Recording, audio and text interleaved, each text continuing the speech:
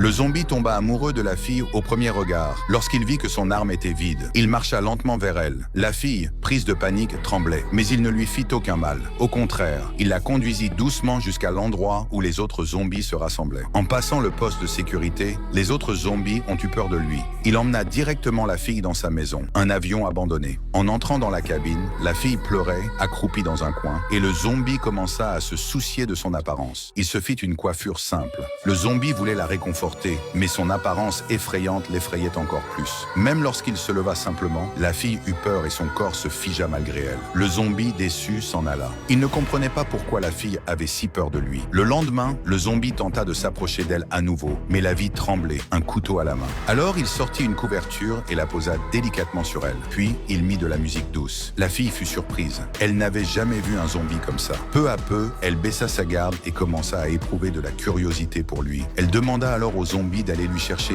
quelque chose à manger. C'était la première fois qu'elle lui adressait une demande, et cela rendit le zombie très heureux. Il partit aussitôt, plein d'entrain. Mais dès qu'il s'éloigna, la fille profita de l'occasion pour s'enfuir. Elle ne courut pourtant pas très loin. Un groupe de zombies sentit l'odeur d'un être humain vivant. En les voyant s'approcher peu à peu, la fille regretta un peu sa décision. Elle s'est enfuie dans ce moment critique et se cacha.